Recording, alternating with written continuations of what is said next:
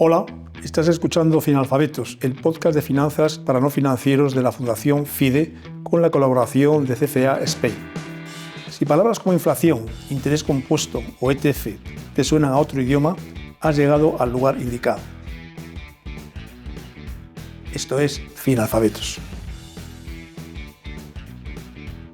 Hola, estamos en Finalfabetos. Hoy vamos a ver el capítulo 3 que está relacionado con estrategias de ahorro.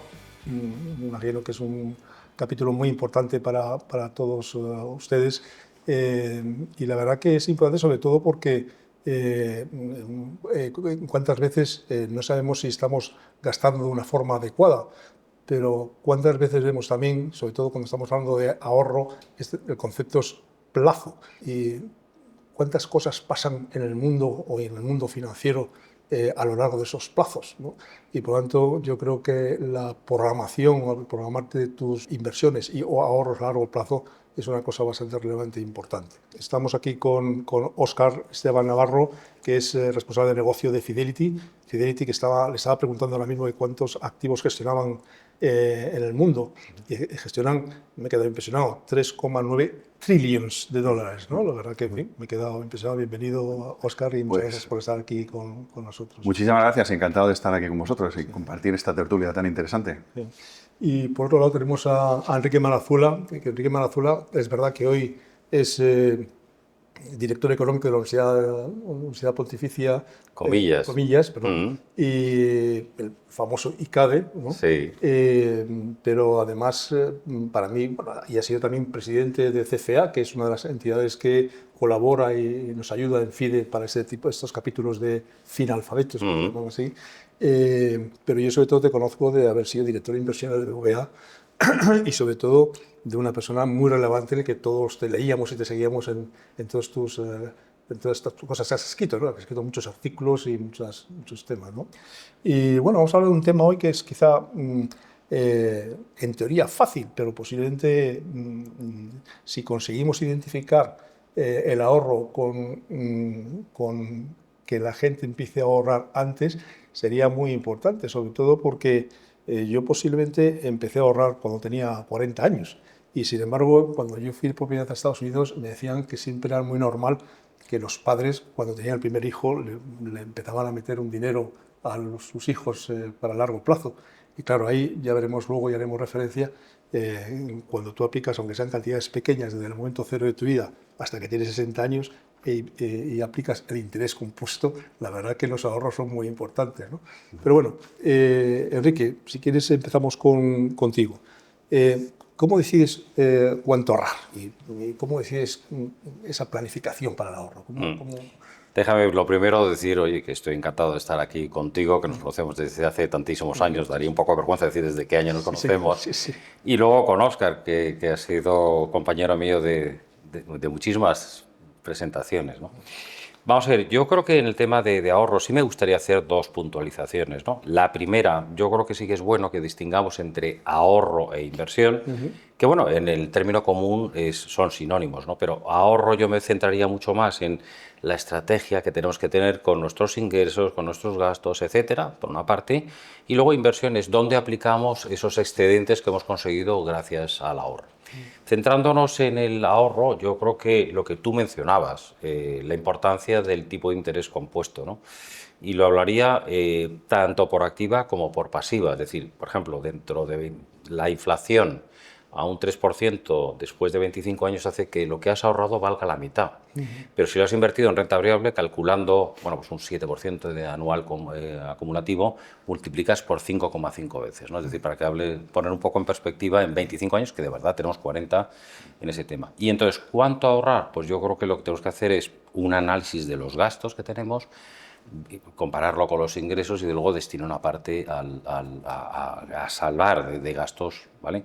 Y ahí es importante pues tener un presupuesto, es decir, disciplina y luego tensión. Es verdad que tenemos que tensión, pero es la única manera de ahorrar y esa importancia que tú estás marcando. Pues la verdad que el tema de cuánto ahorrar es complicado, ¿no? Porque además nos encontramos primero en un momento posiblemente de la historia, estamos en mayo del año 2025, y bueno, ya casi junio del año 2025, y la verdad que estamos viendo gente joven que tiene salarios medios un poco bajos,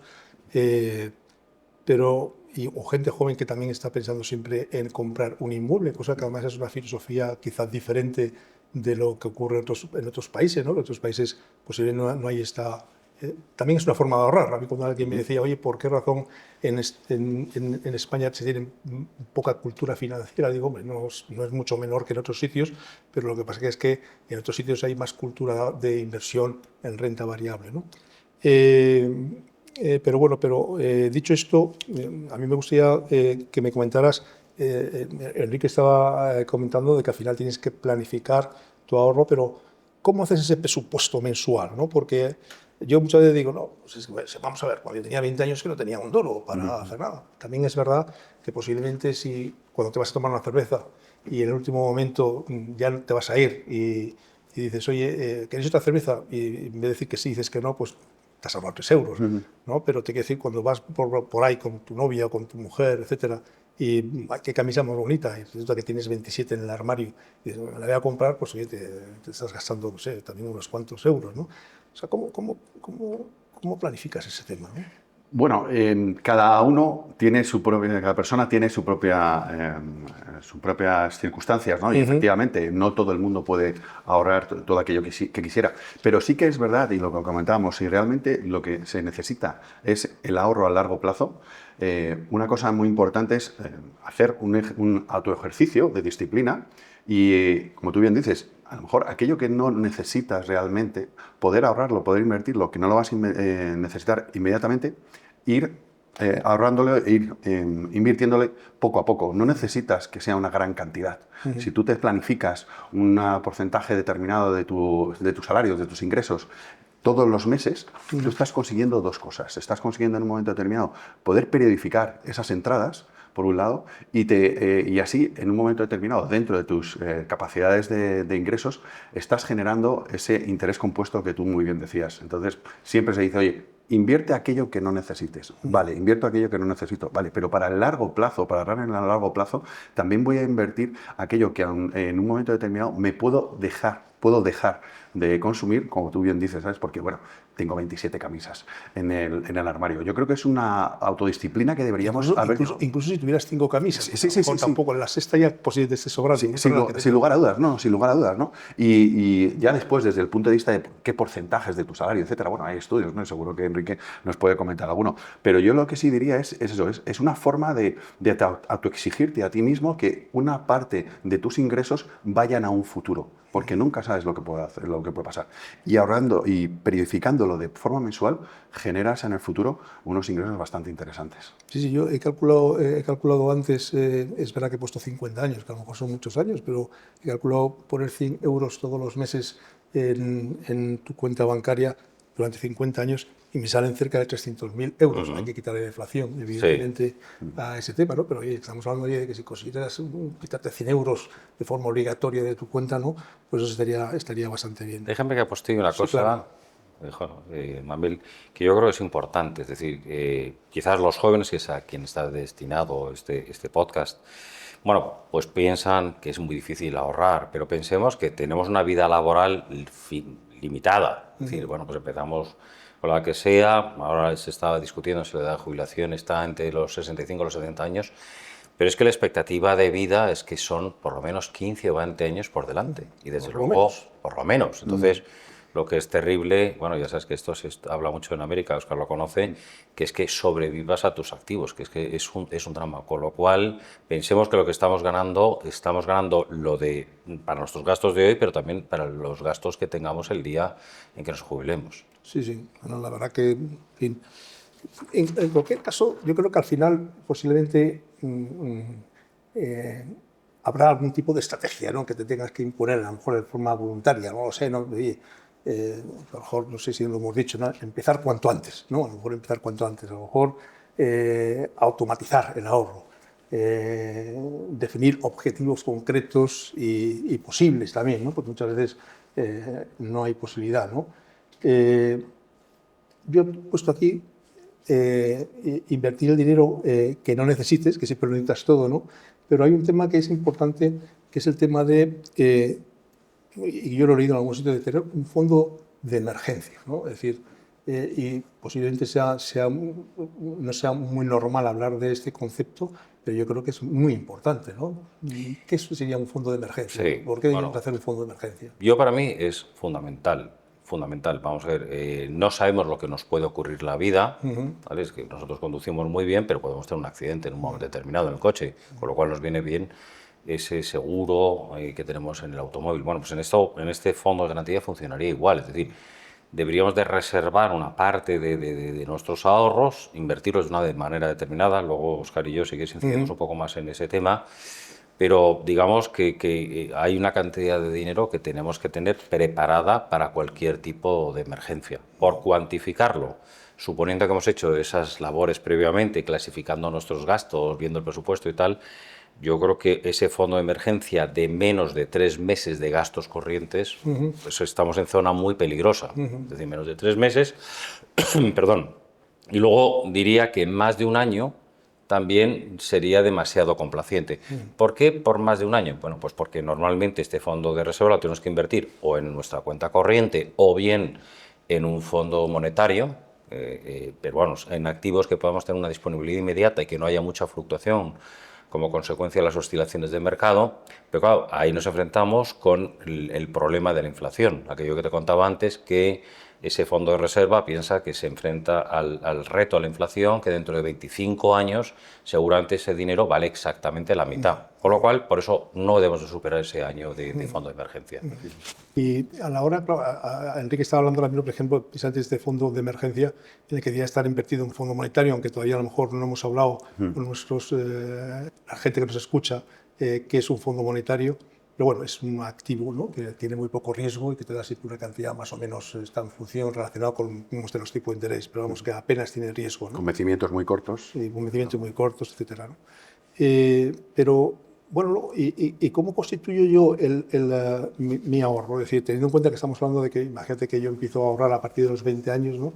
Y teniendo en cuenta que hay activos, como hemos dicho, que son muy seguros, como son los fondos monetarios, los fondos de renta fija, aunque la gente confunda el concepto de fija, con que no va a tener nunca pérdidas y sin embargo sí las tiene, o los fondos de renta variable que tienen algo más de riesgo, ¿cómo constituirías tú ese fondo? ¿Establecerías plazos o cómo lo harías? Pues mira, es muy buena pregunta porque, y esto nosotros empezamos en Estados Unidos a establecer fondos de ciclo de vida, de objetivo, fondos objetivo de una fecha determinada.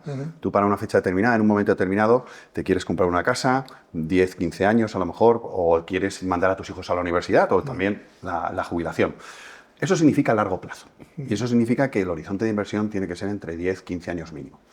Y claro, como es un horizonte de inversión tan largo, realmente el activo que más rentabilidad y retorno te va a dar en el largo plazo, eso es la renta variable. Con lo cual, cuando tú empiezas a crear esa expectativa, ese ahorro a largo plazo, desde Fidelity, y los estudios están ahí, se ve que el 100% de ese importe, de ese dinero que no necesitas, insisto, que no necesitas, que lo estás empleando para ese ahorro a largo plazo, tiene que estar invertido en renta variable. En renta variable, independientemente de la volatilidad que esa renta variable vaya a dar, la volatilidad de los vaivenes de la renta variable que vaya a dar. Vale, va a haber correcciones a lo largo de esos 10 años, pero históricamente está comprobado que en una media de 10 años la renta variable al final tiene rentabilidades muy positivas y muy buenas. Y es el activo donde está. Ya cuando llegan a ese umbral de 10 años, y que a lo mejor te quedan 5 años para ese vencimiento, tú lo que tienes que hacer es empezar a cambiar esas posiciones de renta variable hacia posiciones algo más conservadoras, de renta fija en este caso, para al final, al año, como que comentaba Enrique, acabar en activos monetarios, para que todo ese dinero acumulado a lo largo del tiempo puedas preservarlo para ese objetivo inicial. Y es así como en Fidelity nosotros empezamos ya en los años 60 a establecerlo con esos fondos de ciclo de vida objetivos, y la verdad es que están teniendo muy buen comportamiento. Y es así como también en Estados Unidos los planes de pensiones para funcionarios se emplean, ¿no? Dejar que se haga ese cambio a los 10 años y poco a poco ir variando hacia activos de renta fija. Ahora, por ejemplo, tenemos un espectro mayor, también alternativos, cosas diferentes, ¿no? Pero la primera parte de acumulación tiene que ser en aquel activo por antonomasia que te dé mayor rentabilidad. Y eso es la renta variable, sin lugar a dudas. Y ya después ir cambiando activos de menor riesgo. La renta fija, aunque no es fija, es uno de esos ejemplos. Déjame postear una cosa que ha dicho Óscar, que yo creo es importante. ¿Por qué hablamos de ese plazo de 10, 15 años? Pues porque en el corto plazo la renta variable puede tener comportamientos muy, muy caprichosos. Tú y yo lo hemos experimentado durante estos 40 años que llevamos trabajando. Te iba a hacer referencia a eso ahora precisamente, pero vamos, continúa, sí. Y entonces lo que sí que es cierto es que si das un plazo suficientemente grande, permites que los mercados que en el corto plazo se comportan de una manera un tanto irracional, pues vayan al final sedimentándose en esa lógica financiera que tienen que tener. Y yo creo que Fidelity tenía algún estudio que después de 10, 15 años, pues evidentemente el porcentaje de, vamos, qué probabilidad de pérdidas puedes tener invirtiendo en renta variable son mucho más pequeñas de las que podemos pensar, deducir cuando estamos viendo esa óptica a un año, a dos. Sí, fíjate, ese estudio, la verdad que, bueno, yo por lo menos he visto algunos estudios relacionados con eso, ¿no? Pero lo que estaba comentando antes precisamente, sí que yo estaba pensando, Óscar es un poco más joven que nosotros y a lo mejor no ha vivido, pero yo sí, fíjate, recuerdo, por ejemplo, año 91, 90, por ahí más o menos, con una curva de tipos invertida, el corto plazo al 20% y el largo plazo, el bono de 10 años, al 8%, ¿no? Entonces, claro, la verdad que al final el que estaba en renta fija, de luego, se había pegado una bofetada importante.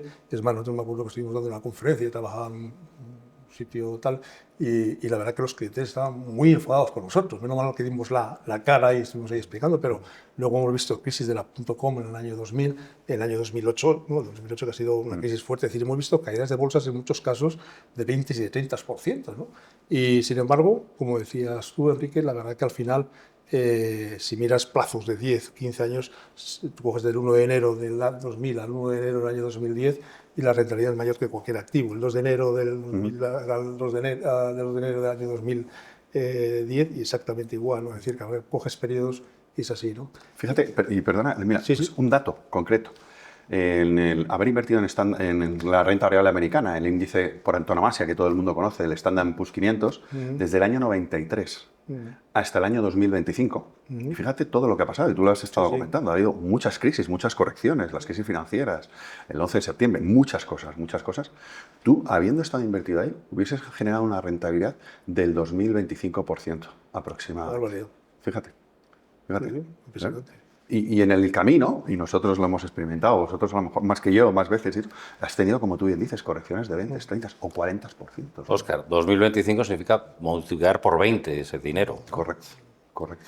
No, es impresionante. La verdad que por eso digo que cuando la gente, lo que pasa es que, como sabemos y como este programa está dedicado sobre todo a la gente más joven, siempre lo que hacen es intentar conseguir rentabilidad a muy corto plazo, ¿no? Y Bueno, yo creo que eso es pero es que eso no lo hay. Es un error, ¿no? Es decir, sobre todo si quieres rentabilidad y coges renta variable, pero espérate y no le des nunca al botón del pánico, ¿no? Que eso es una cosa terrible. Yo creo que Warren Buffett, acordaos aquella frase que decía, decir, no inviertas en renta variable si no quieres arriesgarte a que de un periodo en adelante, desde que tú has invertido, pierdas el 50%. Es verdad que la volatilidad es muy desagradable en el corto plazo, porque a lo mejor esa camisa, esa cerveza a la que has renunciado, resulta que en una caída de bolsa pues se te volatilizan, se evaporan, pues a lo mejor 15 camisas. Pero es verdad que esa es la única manera, bueno, oye, multiplicar por 20 tu capacidad adquisitiva en largo plazo es un reclamo, yo creo, muy potente. No está nada mal, no está nada mal. Y si vuelves otra vez un poco atrás, si empiezas a dar el botón del pánico, pues en ese mismo periodo, 1993-2025, que tú has ganado el 2025%, si tú te pierdes los 30 mejores días de cada ese momento de mercado, tu rentabilidad va a la mitad. Del 2000% te va al 1000%, que no está mal, pero te has dejado en el camino un 2000%. ¿Eso qué quiere Perdona decir? que te interrumpa, Óscar, pero es que en ese estudio que tenéis, es que hay temas mucho más terribles. Es decir, tú hablabas, creo que era de 30 días, ¿no? Si pierdes los 60 mejores días, te puedes meter incluso en ese periodo en rentabilidades negativas. Y me he confundido, no son los 30 mejores días. Si te pierdes solo los 5 mejores días de cada momento, tu rentabilidad va del 2000 al 1000%. Si te pierdes los 30 mejores días de cada periodo, tu rentabilidad baja al 200%.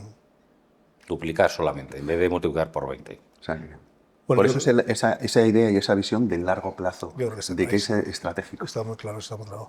Oye, y de nuestro salario que ingresamos todos los meses, ¿qué distribución harías tú? O sea, es verdad que depende también mucho de tu salario posiblemente, ¿no? Pero ese esfuerzo que antes decíamos al principio, ¿no? Oye, la última cerveza no te la tomes, o la camisa que te va de más no te la compres, etcétera. ¿Qué proporción tú darías a cada cosa? ¿No? Ya sé que es, No, históricamente, acuérdate, Mabel, que nos recomendaban un tercio, un tercio, un tercio. Sí. Desgraciadamente, yo con la capacidad adquisitiva de los salarios ya no son los que eran cuando tú y yo éramos jóvenes, pero yo empezaría a leer por una parte los gastos, es decir, aquellos gastos que son absolutamente exigentes, bueno, pues evidentemente, bueno, no te queda más remedio que incurrir en ellos.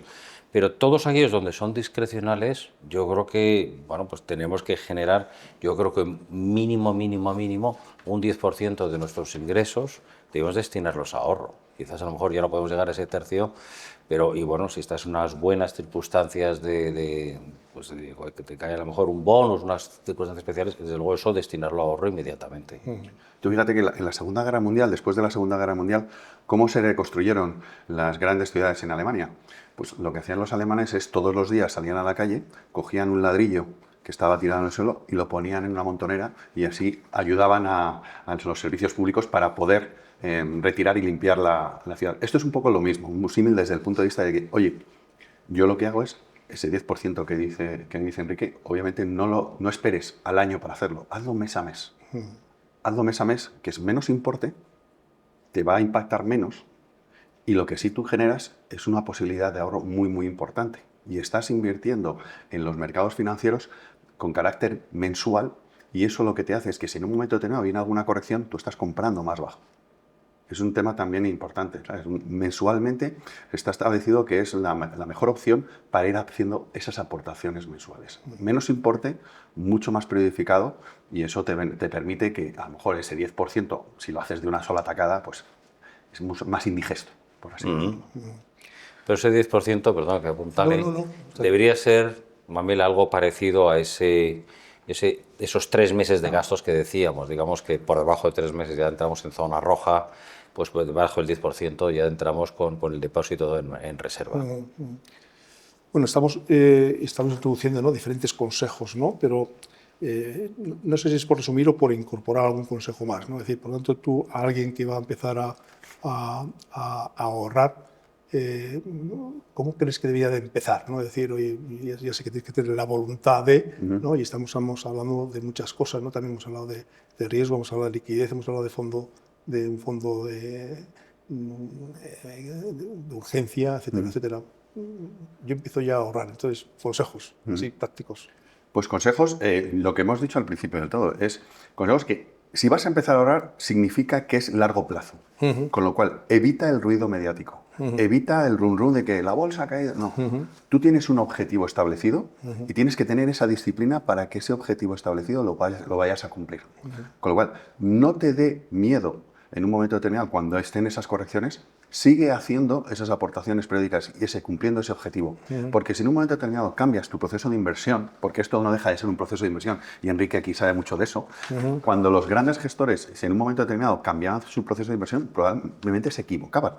Porque si el proceso de inversión estaba bien construido, en esos ruidos, en esos momentos de volatilidad de corto plazo, había que mantenerse, porque tarde o temprano iban a volver a funcionar. Pues es lo mismo, es un proceso interno de autodisciplina para mantenerte ese objetivo en el 10, 15 años de aportaciones periódicas. Yo eso es lo que primero diría, una disciplina en lo que el horizonte de inversión y en lo que tú te has propuesto a ahorrar.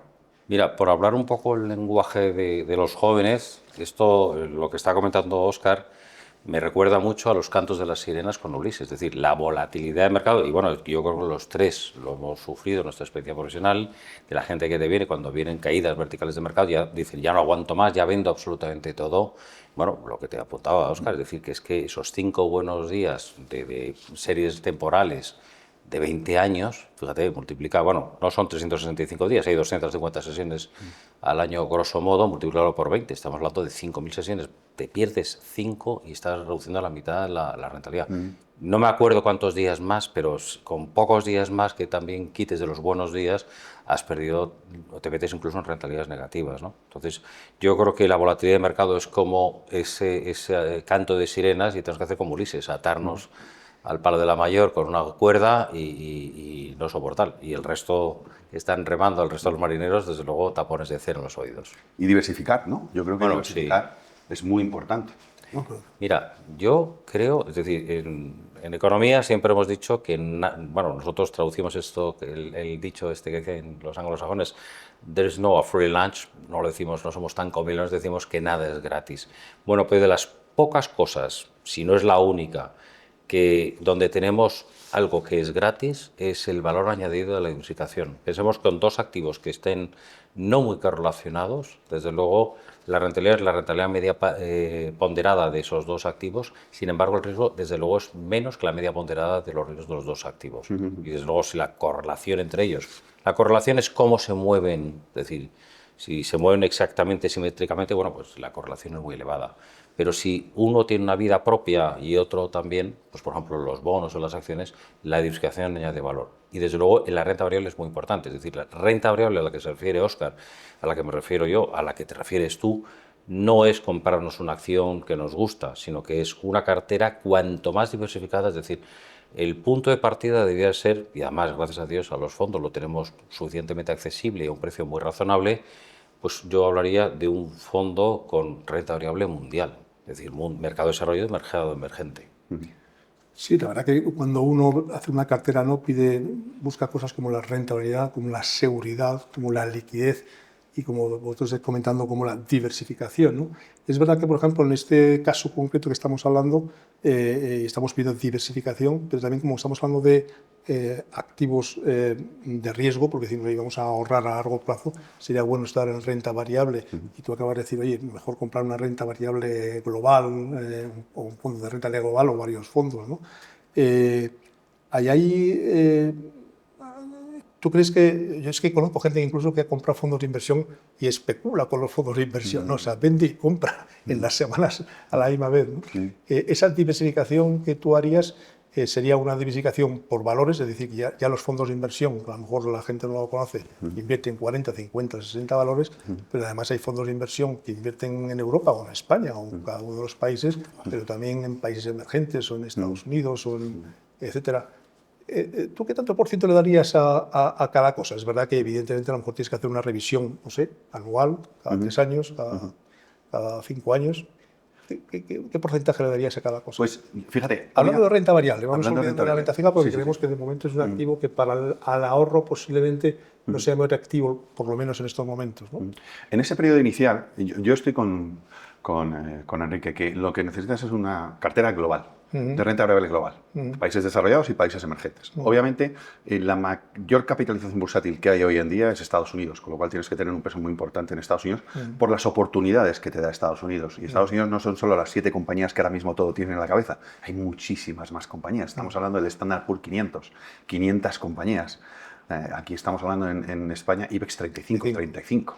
¿no? Entonces, el peso en países desarrollados a la hora de invertir tiene que ser alto. Estamos hablando de más del 75%. Y el resto en lo que son los países emergentes, el 25%. Y poco a poco, cuando tú te vas moviendo en esa... para empezar de cero, ¿no? Pero ya cuando te vas moviendo el año 5, año 6, el peso en los países desarrollados, porque son históricamente menos volátiles que los países emergentes, tiene que ser cada vez mayor, para al final acabar con un peso, al final de esos 10 años que empiezas a acumular, a lo mejor de la renta variable emergente de un 10% y el resto de países desarrollados. Es un poco como lo haríamos nosotros. Y también a nivel sectorial, diversificado también. Pero eso ya te lo dan los gestores que en un momento determinado también no solo miran desde un punto de vista geográfico, sino también sectorial. Mabel, una cosa que, bueno, una regla que existe, yo creo que se tiene que discutir mucho. Esto es como cuando dices, oiga, esta es una recomendación que le doy, pero no sustituyo al médico, ¿no? Es decir, yo creo que a lo mejor hablar con su asesor financiero es fundamental, porque depende de las circunstancias de cada persona. Pero una regla que había era, antiguamente, te digo, y ahora te matizo por qué, es ¿qué porcentaje de renta variable? 100 menos tu edad. Por ejemplo, tienes 20 años, el 80% de renta variable. Tienes 40 años, 60%. Cayó esa regla. Y bueno, tienes 60 años, pues tienes que tener solamente el 40%. Lo que pasa es que como cada vez vivimos más, esa longevidad hace pues ese 100, pues a lo mejor que tenga que ser un 110. Así que a una persona de 20 años a lo mejor tendría, y esto es un poco congruente con lo que estaba comentando antes Óscar, tendría que tener el 90% de sus ahorros, la materialización de sus ahorros en renta variable. Y a medida que vas cumpliendo edad, bueno, vas reduciendo ese porcentaje de renta variable. Claro, porque eso es importante, la fecha objetivo de ese retorno, cuando quieres recuperar ese capital para hacer lo que tú quieras hacer, comprarte una casa, la universidad de tus hijos, tu propia universidad, no sé, diferente. Entonces, claro, si se va acercando ese plazo, obviamente el peso en activos más conservadores, por así decirlo, o que te preserven más el capital, tiene que ser mucho mayor, que duda cabe. Pero al principio, lo importante es el ahorro. Bueno, la verdad que yo creo que hemos hablado de casi todo. Yo creo que casi, por lo menos de lo que yo tenía aquí apuntado, ¿no? de cómo deben ser los objetivos del ahorro, cómo deben ser los plazos, temas de cantidades mensuales, ¿no? Para ahorrar, rentabilidades, niveles de riesgo y liquidez, inflación. Bueno, inflación hemos hablado algo, pero bueno, realmente afecta. Pero a mí hay una última pregunta que bueno, pues, me parece que a lo mejor te toca a ti, Enrique. Déjame hacer una pequeña Sí, postilla con respecto a la inflación, por lo menos para que quede. Sí. Decíamos que en esta vida había dos cosas seguras, ¿no? Que eran la muerte y los impuestos. Pero yo te diría que hay tres: la muerte, los impuestos y la inflación. Que es Eso está bien traído. el ladrón silencioso, ¿no? Por así decirlo. Sin darte cuenta, te está quitando. No, eso por ejemplo un punto que era relevante, que es la fiscalidad, ¿no? Es decir, para la gente joven, oye, bueno, y esto, oye, fiscalmente, ¿cómo me va a afectar a mí? Tener una cartera posiblemente de fondo de inversión. A lo mejor sería más interesante tener acciones directamente o cualquier otro tipo de producto. Vamos a ver, yo creo al final tener las acciones en directo, la diversificación que te da un fondo la pierdes. Y acuérdate que la diversificación es lo que nos dan gratis en los mercados financieros, con lo cual yo creo que no estoy muy de acuerdo. Luego, además, las economías de escala que nos da un fondo. Y habla una persona que no trabaja para una compañía de fondos de inversión, que estoy en una universidad. Bueno, te da diversificación, te da economías de escala, te permite que la gestión sea más profesional. Yo creo que la cartera de acciones, además, normalmente tienen más gastos que no tener el fondo directamente. Bueno, pues yo creo que tenemos todo revisado, ¿no? Más o menos, ¿no? Es decir, yo creo que... Nos van a regañar por las horas, pero como los tres nos conocemos desde hace tantos años... Podríamos estar aquí horas. Oye, Óscar, muchísimas gracias por estar con nosotros, muchísimas gracias a Fidelity y Enrique, muchísimas gracias también a ti, muchísimas gracias a CFA también, que bueno, has estado ahí de presidente unos cuantos años, pero creo que también te persiguen. O sea que, Sí, bueno, no, encantado de esas persecuciones. Oye, y un placer estar con vosotros dos. muchas gracias a todos.